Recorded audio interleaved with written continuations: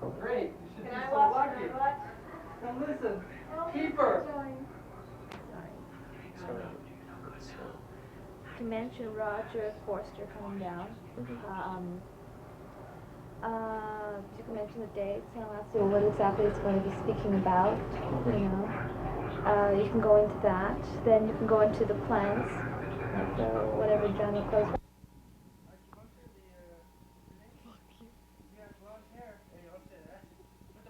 I didn't want to put it. What's her name? Gloria? Gloria, yeah. Can't see me. Oh, right there. You see that? Yeah. Okay. Now say what happened last night. No, wait. No, wait. Keeping in contact with students is we have a book table on the mezzanine, and we had that up basically near.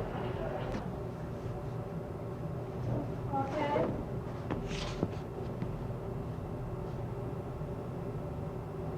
Hi, I'm Lindsay Lowskee for University Dialogue, and today we'll be speaking to the president of the Georgian Christian Fellowship, Gavin Brown, who's here to talk to us about the club and its plans for the coming year.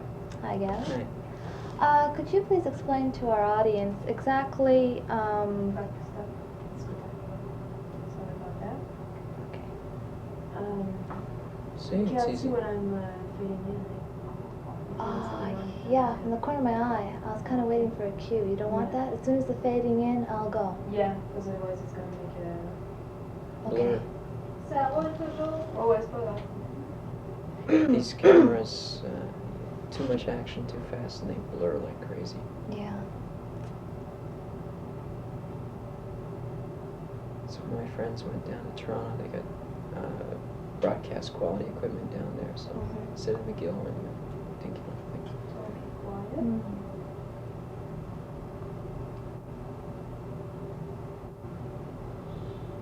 Hi, I'm Linda Sidlowski for University Dialogue, and today we'll be speaking to the president of the Christian Georgian Cut.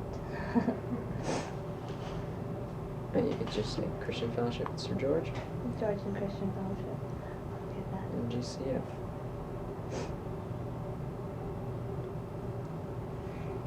Hi, I'm Linda Sidlowski for University Dialogue, and today I'm speaking to the president of the Georgian Christian Fellowship, Gavin Brown. He'll be here. He is here. Can you cut? Yeah, well, I can always edit that. Yeah. We'll start again.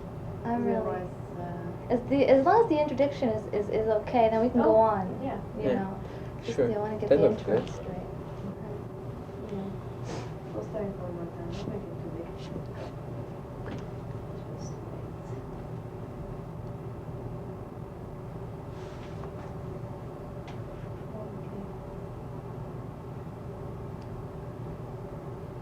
Hi, I'm Linda Sidlowski for University Dialogue, and today I'll be speaking to Gavin Brown, who is the president of the Georgian Christian Fellowship. He's here to speak to us about the club and about its plans for the coming year. Hi, Gavin.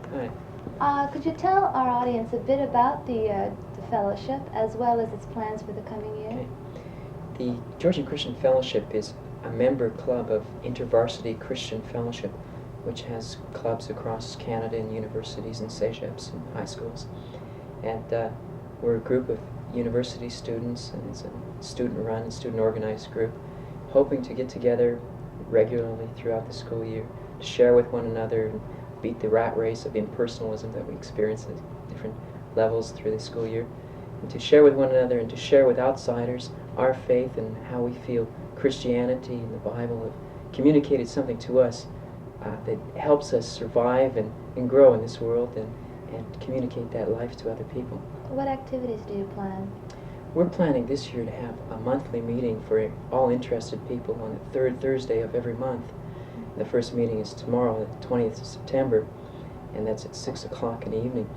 And then throughout the year we have weekly Bible study groups, 4 or 5 Bible study groups throughout the year, as well as at the end of each term having a banquet, and every week for 3 or 4 days, hopefully 5, having a book table available on the mezzanine for people to meet us, to read literature, and to just generally have discussions about Christianity and the validity thereof.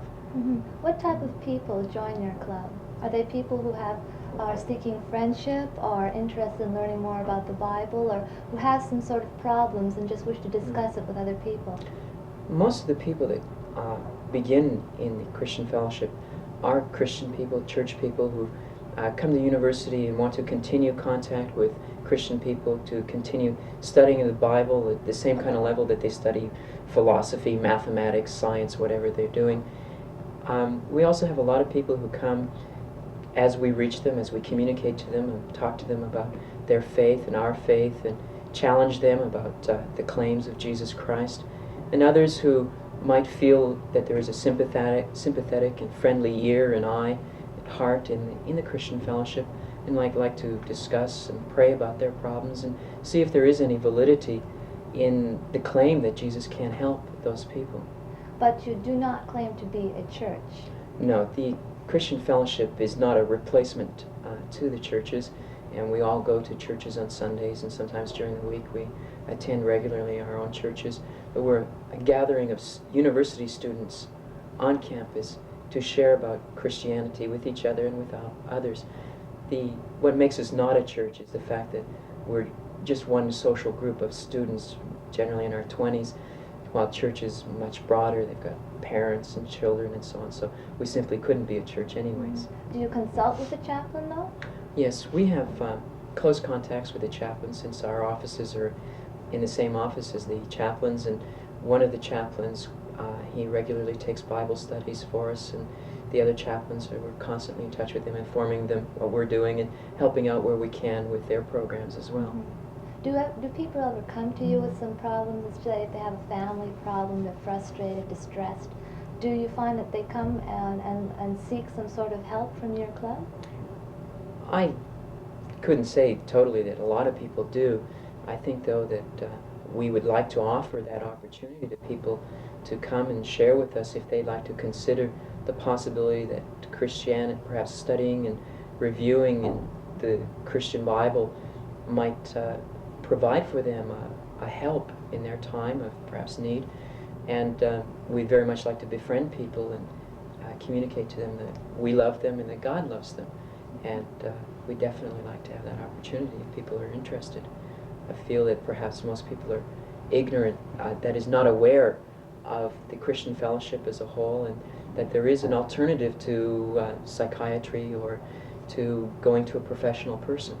We'd like to offer ourselves as fellow students who perhaps can sympathize and empathize with another student's problems. So do you feel somehow you've helped some students? Yes, I feel that definitely the Christian fellowship provides a reliable and helpful source of counsel and information, because we're not solely limited to ourselves on campus, because we have resources in the churches and pastors of the city that we can take our friends to those churches where they will meet a broader group of people, and people who with more experience and understanding might be able to help them more than ourselves, though we'd be there as that constant contact. So I feel that through the people we've brought to the campus, we had Malcolm Muggeridge in last March, I believe it was, and we had Gideons give out New Testaments last fall. I feel that these people have contributed to the health and spiritual health and psychological, emotional well-being of students on campus. Do you preach? I have, in different situations when I've been to different churches with a mission organization that I've been involved with in Argentina and out in Edmonton last year.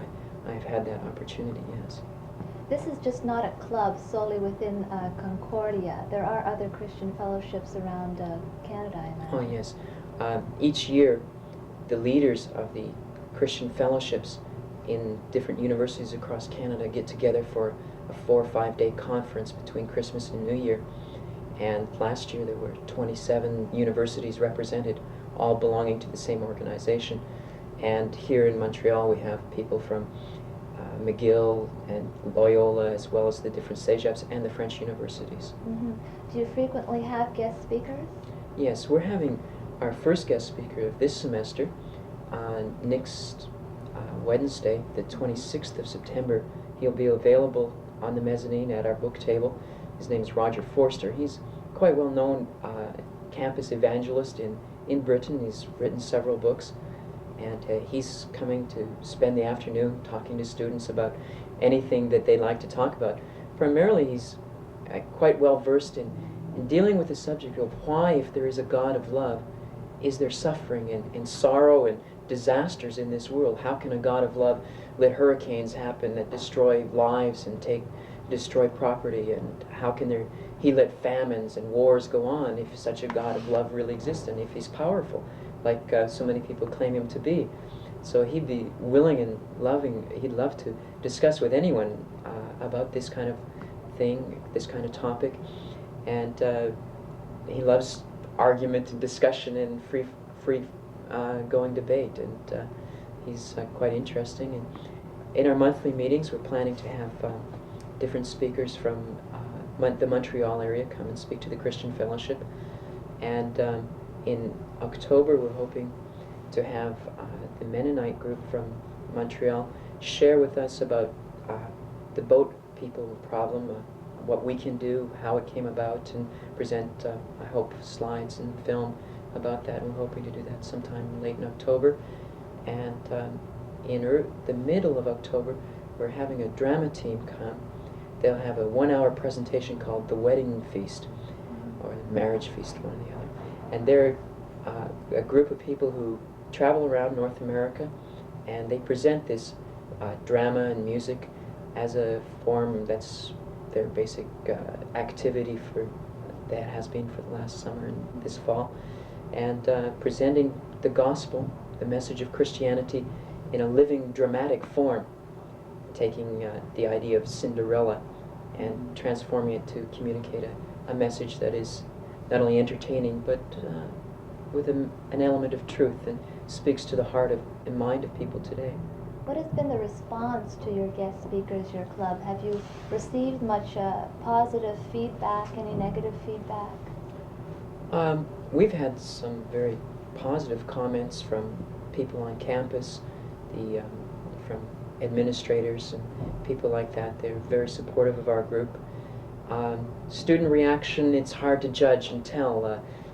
Students today are pretty apathetic, so they don't jump up and down and say, "Oh, that's a load of garbage," or "Hey, that's really right on." So it's really hard to say, what people think, because people just, "Oh, well, it happened," and they just pass it off. And this is something that we're trying to counteract, the apathy of the 70s, shall we say. Well, do you feel that Concordia students are basically apathetic? I would have to volunteer that as a Concordia student, I would say yes, we are. It's hard to get anybody up for anything. Witness our lack of support for the sports teams, or maybe it's just too cold, or we're too lazy, I don't know. And it's pretty hard to even get a name for the visual arts building and different things like this. Elections obviously indicate that we're not interested in much beyond our studies and our own private lives. Well, does your club propose to somehow combat this apathy? Yes, we believe and hope that the reality and of the Christian message will give us a new perspective on life and a new perspective on our own attitudes and on our purpose in being here, that it will motivate us to do something. In fact, we're hoping this year is a special year for the Christian Fellowship, in that there's a big missionary convention in Urbana, Illinois, which is held every 3 years, and it's for students to motivate and inform students as to missionary possibilities in their future once they've graduated from university. We're hoping quite a few students from this campus will be able to go. Last year, 3 years ago, the last convention, there were 17,000 students at that convention from all across North America. And then I feel that the Christian message within itself has a motivating power that should get people out of the doldrums of apathy. Perhaps it will succeed. It depends a lot on people's response and how well they understand the message. Do you go door to door pushing your message or spreading your message to the people, or do you wait for them to come to your particular group? On campus, we tend to put the stress on meeting people through the book table, which is on the mezzanine, and through each student taking it upon himself to talk to and befriend and share his faith with his fellow students, rather than saying, well, each member must talk to 5 students every week. We say, befriend your fellow students, get to know them, share your life with them, go to lunch with them, invite them to a meeting, invite them to your Bible study group. Rather than being high-pressured, we feel that Jesus comes to us in a very friendly and very caring manner, and we'd like to duplicate that to our fellow students. So there are times where we feel we make a special effort to maybe get some literature out to people through, when we have the Gideons in, or when the drama team comes, we're trying to raise awareness and consciousness that there is a Christian message and that there is a Christian alternative to whatever is happening, rather than just simply being left to humanists or secularists. And that message is relevant to students, and that it's not just for church people, not just for the churches, and that it can be alive and real for us. So we try to bring it across in a more personal and one-to-one fashion, and we hope through our daily contacts with fellow students that we can persuade them of the validity of Christianity. Well, where would one go if one wishes to join your club? For an up-to-date information, the book table is always a good place to go. And it's situated on the mezzanine? On the mezzanine floor, just as you come up the escalator onto the mezzanine floor from the ground floor. Otherwise, you can always reach us in the chaplain's office, which is in the 3rd floor, that very difficult to find place where you go up the stairs by the bookstore, and that's H333, and we have our offices in there, and if there's not anyone there, a message can be left for one of the executive members, or the executive members' phone numbers are available there, and you can get in touch with one of the executive members. Do you have a phone number that someone could reach you? Ooh, offhand I can't give you, but William Fu, Elizabeth Guignard, myself, Johnny Yap are all available. Our phone numbers are in H333, and we have a news bulletin that's available, gives you all our phone numbers and how to get in touch with us. Well, I thank you very much for joining us here today at CUTV. Thank you a lot, It's been a pleasure. Gavin. Thank you. This is Lindsay Lowskee for University Dialogue. Thank you. That's good. Great. Okay, so cut.